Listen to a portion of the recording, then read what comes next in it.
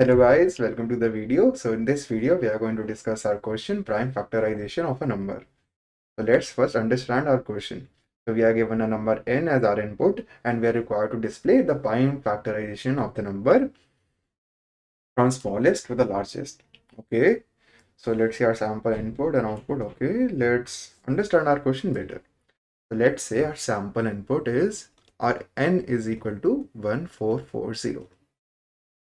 Now, how do we calculate prime factors? Okay, let's try calculating its prime factors,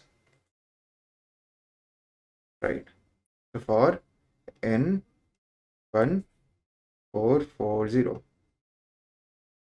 Now, whenever we calculate our prime factors, always our divisor initially is equal to 2. Why is that? Because 2 is the smallest prime number, right? So we always check from 2. Perfect. Now, what are we gonna check? If 2 completely divides our number 1440. Do it completely divides our number? Yes, it does. So we will divide it and reduce its value. It will get 720. Now again we are gonna check if our divisor, if 2 completely divides our number or new number. Yes, it completely divides. So our number will get reduced to 360. Now again, we are going to check if 2 completely divides 360. Yes, 2 completely divides 360. Our divisor completely divides 360, so we will reduce it. Now you must be wondering, what is completely divide means that I am talking about? So completely divides?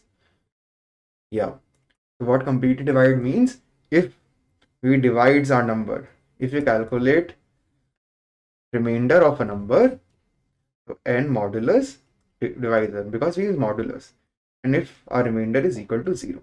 If remainder is equal to 0, then we can say the number can get completely divided by our divisor.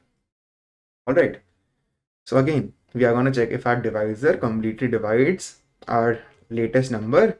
Yes, it does. So we'll reduce our number to 90. Now, as we can see, repetitive task is happening. So we will be required a loop. Right. So here my divisor is equal to 2. Right. So can I write this? While I am completely dividing. So while n modulus divisor is equal to 0. So if that's the case, then I will keep reducing. I will keep dividing. N equal to n divided by div.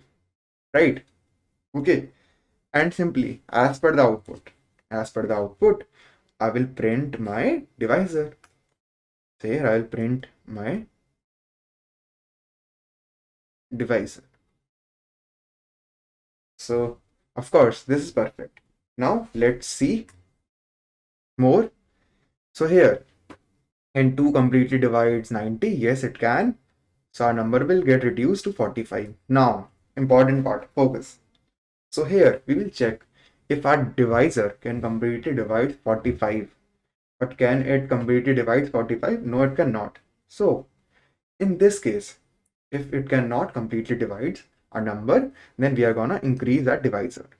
So our divisor will get to 3. And now for 3, we are gonna check if 3 completely divides 45. Yes, it can. So it will get 15. Right? Our quotient will be 15.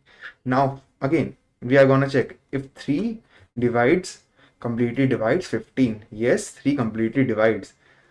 So our number will get reduced to 5. Are you getting me? So here, what I want to show you is this time, if our number can completely divides, then we are dividing it again and again. But if it cannot, then we are increasing our divisor. So can I run an outer loop? And I can say, while divisor is less than equal to n, right? So we will keep running it, and if we get out of the loop, we will increase the value of our divisor. Divisor plus equal to 1, right? Now this time for 5, we are going to check if 3 completely divides 5. No, it cannot completely divide, so we are going to change its value to 4. Now for 4, can 4 divides 5? Can 4 completely divides 5? No, it cannot, so our divisor will get 5. Now, can 5 completely divide 5? Yes, it can. So we will divide it, and now our number will get reduced to 1. So whenever your number get reduced to 1, that means you got all your answers. You got all your prime factors. Okay, so now let's try to code it and understand it better. Okay, so we are given a n as our input, right? So first we will run an outer loop because we have to update the value of our divisor. So our divisor will be 2 initially because it's the smallest prime number, right? And then we will run a while loop while divisor is less than equal to n, right? And then we will again run a loop and check if our divisor completely divides our number. If it completely divides, then we will keep reducing it. We can say n equal to n as div, and we have to print what we have to print. We have to simply print our divisor in a single line. So end is equal to, yeah, perfect. Also, do not forget to increase the value of your divisor. So divisor plus equal to 1. Right. Now, let's try running our code and see if this works or not.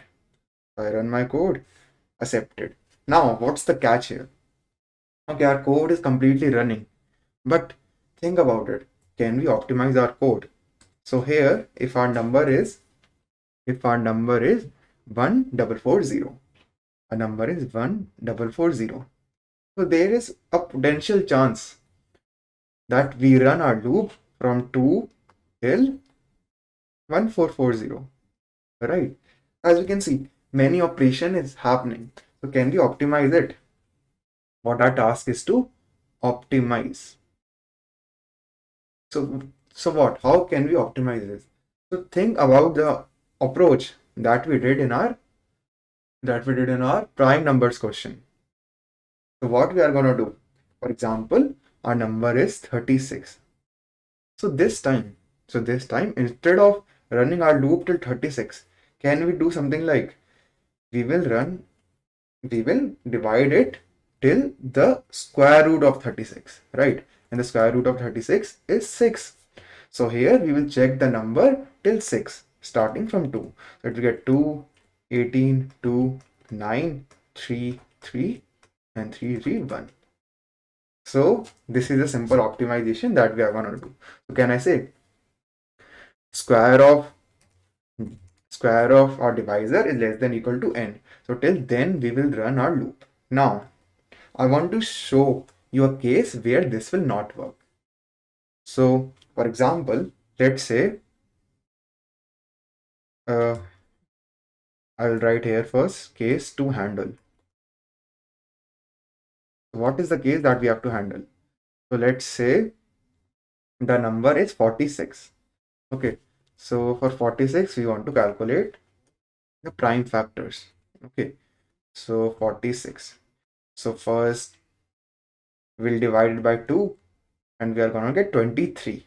Now what we know that 46, the square root of 46 is somewhere between 6 and 7, right? 6 point something. So here our loop will run till 6 only, right? And we can see 3 does not completely divide 23, 4, 5 and 6. They don't completely divide 23 because 23 is a prime number. 23 is a prime number. So in that case, only 23 can completely divide itself, right? So that's the case that we have to handle. So if I get out of the loop, so what I can say, if my number is not equal to 1, because we know whenever it gets to 1, we get all our prime factors. So a prime factor is left, right? So if n is not equal to 1, then I'm gonna simply print n. Also remember to convert it into integer, because here we are reducing the value, so it might be a decimal value, right? So that's the optimization we made. Now let's try running it. So accepted. Now let's submit it.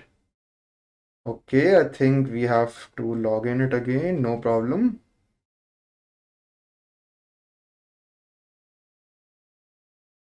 Okay, so it is taking time, but let me, yeah, now let's submit it. Perfect, 10 out of 10. So that was our question. We simply calculated the prime factors. We discussed two approach, one the normal brute force approach, another the optimized approach. So if you like this video, do not forget to like, comment and share. Thanks for watching.